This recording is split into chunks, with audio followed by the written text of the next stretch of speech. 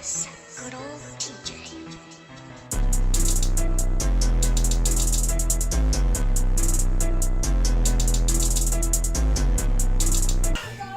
Neo Squad, Incog bringing us back some more reaction videos. And today for you guys right here on this one, this one's actually been uploaded like about a week ago on his channel. This is about a homie Mr.Nightmare. This is actually 4 true scary Uber stories, horror stories.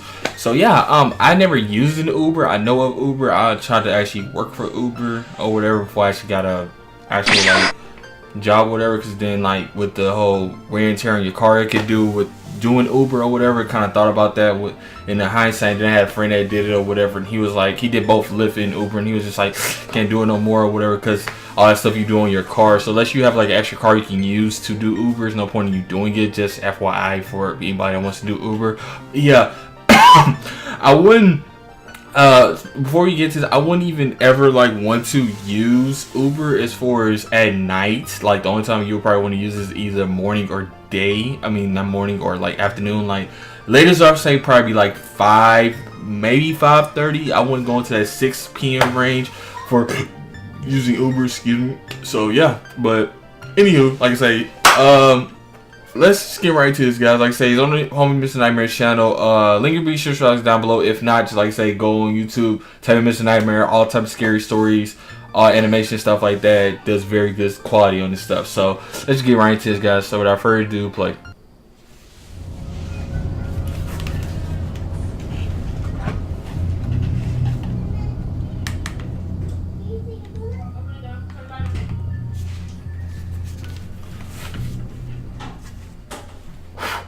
What you're about to hear was the worst night of my life.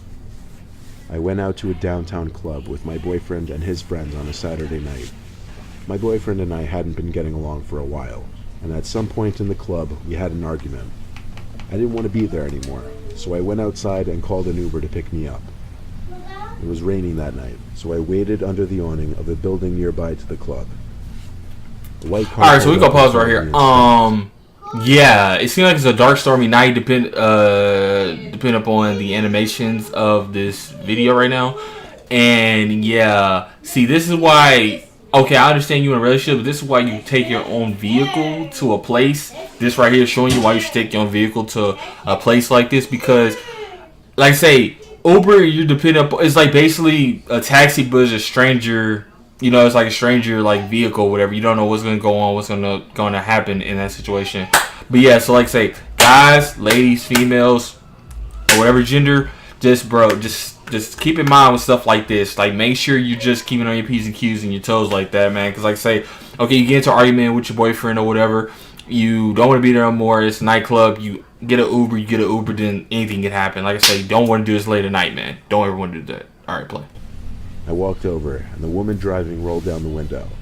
She said, "Uber?" And I said, "Yeah," and then her name. She said, "Yes." So I got in the back seat. I asked, "How are you?" And I'm pretty sure she didn't answer. When I didn't hear a response to my question, I shot a glance up from my phone for a second. The woman had both hands firmly planted on the steering wheel. She was driving in a very stiff, upright position. She also had very curly hair and a somewhat darker skin complexion. She was driving down the street I usually took to get home, only she was going the opposite way. I didn't want to speak up and correct her just yet, because maybe she was taking a different route. The further we went away from my house, though, the more concerned and frustrated I got. Finally, I spoke up and told her she was going the wrong way.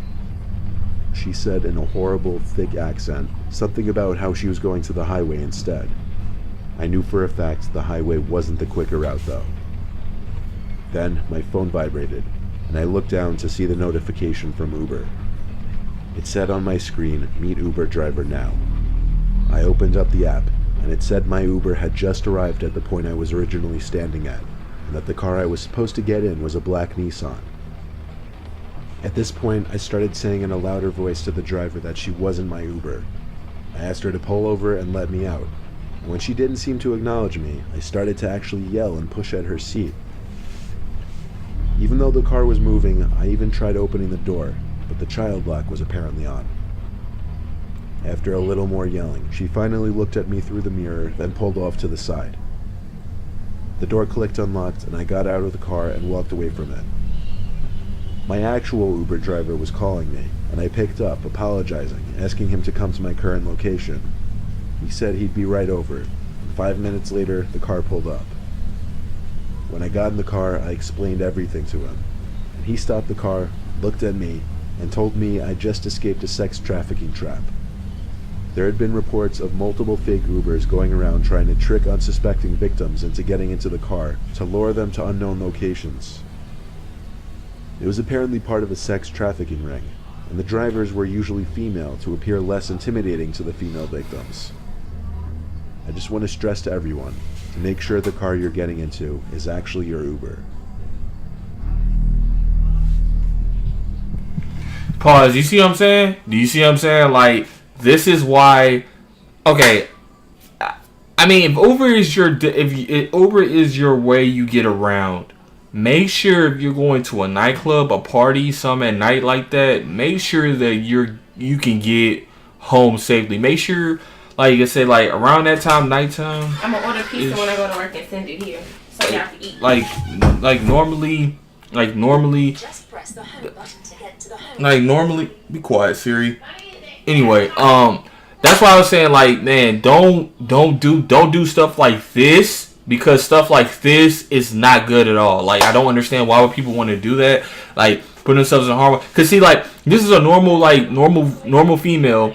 All she wanted to do was just get out and just get home because she was having a bad night at the club. And meanwhile, she didn't know, to her knowledge, until the guy told her actual Uber driver or whatever, that it was a sex trafficking scam or whatever that was going on with female or just people in general or whatever. Like, what? Like, come on, man. Like, this person wants to get home. Meanwhile, not to even to her nod, she's part of a sex trafficking like thing or whatever. You know what I'm saying? Like, and also too, make sure when you get an Uber, make sure you double check and make sure you see the person's face on the picture. I'm pretty sure, because I think they got a picture for the Uber driver, and make sure that it's the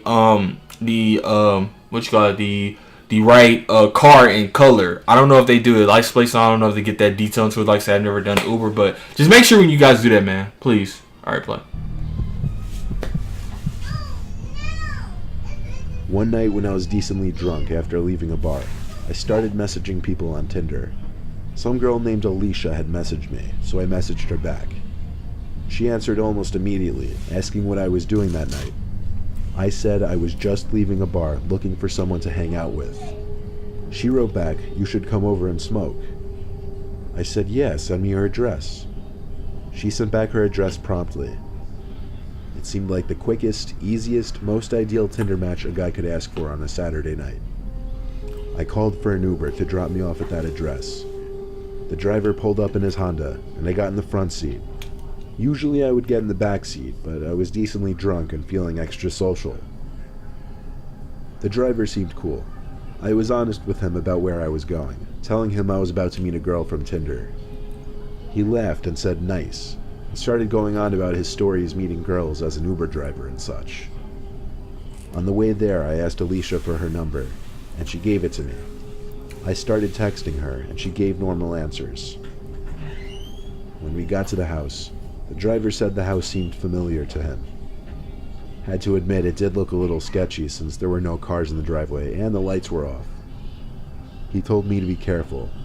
I thanked him and said goodbye, and he drove away down the block and stopped near the end. Alright, pause. I'm sorry, I know I'm pausing to like this video, man. Come on, man. How much more of a setup do you need? Okay. And see, this is like going hand in hand with both Uber and Tinder. Make sure on these dating apps, make sure that the person is real. Like, try to get like an IG or something like that, or try to get, you know, something that you can actually video chat with them before you actually go meet them, because you never know what these people can do or what these people actually are. Because this can be a dude posing as a girl, and you don't know. Like I say, so. Like I said, just make sure with all that, because you pull up to this place, the guy even says it looks familiar, but it looks sketchy and all that. Like, come on, man. Come on, man. Really? Hey, really? Come on, man. Pause. Let me play. Setting up his next ride. I walked up to the house and tried to ring the bell, but I didn't hear a bell from the inside. so I knocked on the door. Then I tried calling Alicia. It went to voicemail after one ring, but she texted me right after saying it's open, come inside. Then there was a knock at the window, which almost gave me a heart attack. I looked at the window, and even though there were no lights on inside, I saw the blind was slightly lifted. Someone was waving their hand on the other side of the window. Before I tried the door, a number not saved on my phone started calling me. Set up, It was Alicia, so I picked up. But instead of hearing the voice of a girl, I heard the familiar voice of my Uber driver. He ordered me in a very concerned voice to walk away from the house right now. I then saw the Uber driver's car pull back up in front of the house. He told me to get back in the car. I hung up the phone and listened to him. As soon as I got in the car, he drove away from the house and told me that the house was vacant. In just the previous month, someone had been lured into that house, robbed, and murdered.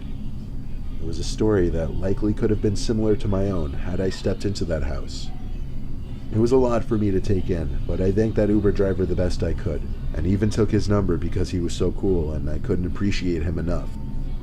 The next morning when I was sober, this was even more disturbing to think about. Wow. See, man, it's good to have people that actually are really, really nice, man. It's kind of hard to find those in the world. Slow night for a new driver, especially in our bum-ass town. So when a trip request popped up on my screen, I jumped on it. I was picking up a guy named John. I drove across the neighborhood to a corner liquor store that was closed at this hour. There were two young guys waiting on the corner, and when I pulled up to the curb, they got in the car. I confirmed John's name to make sure he was who I was picking up. Then I started heading to their destination. The two whispered to each other, and it was a little odd. I looked at the rearview mirror every once in a while, and every time I did, they would both notice and look back at me.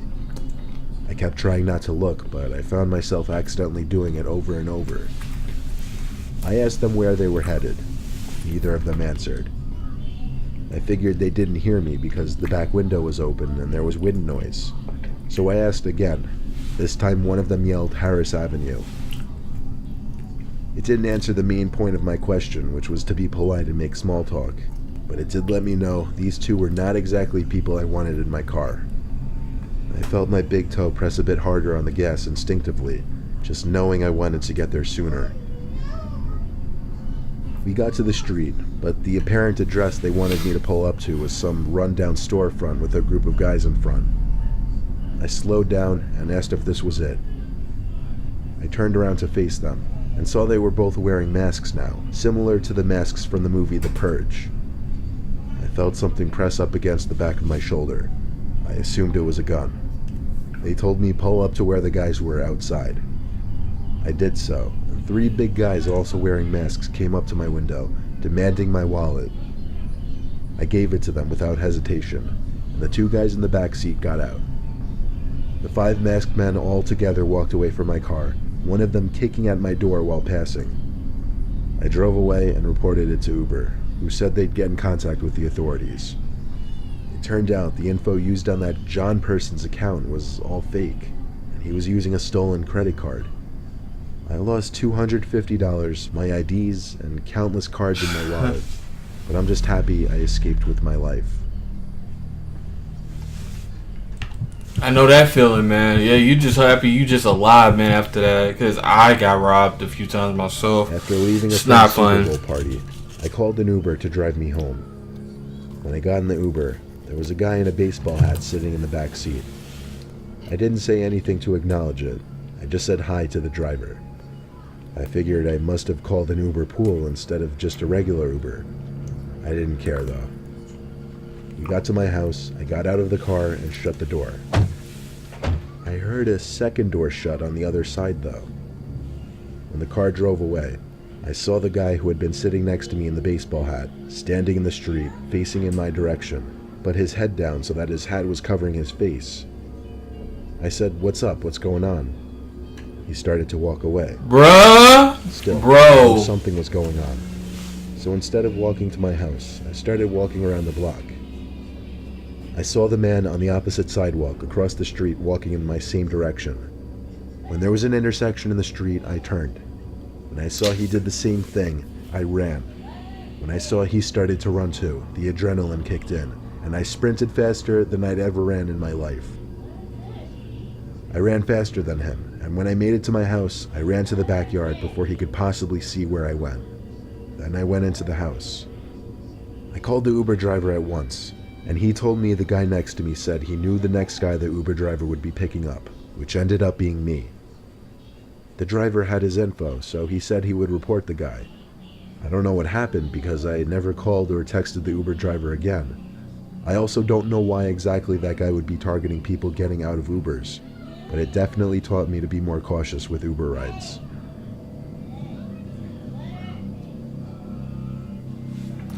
Man, see, I mean, that's the end of the video, but see, like I say, man, this is why you just get your own vehicle, and you don't, like, that's the whole moral of the story. Just get your own vehicle so you ain't gotta worry about stuff like this.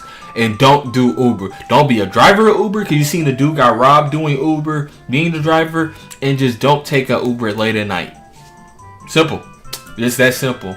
But anyway, guys, like the video if you guys enjoyed. Share the video. It helps our channel a lot. Subscribe if you're new.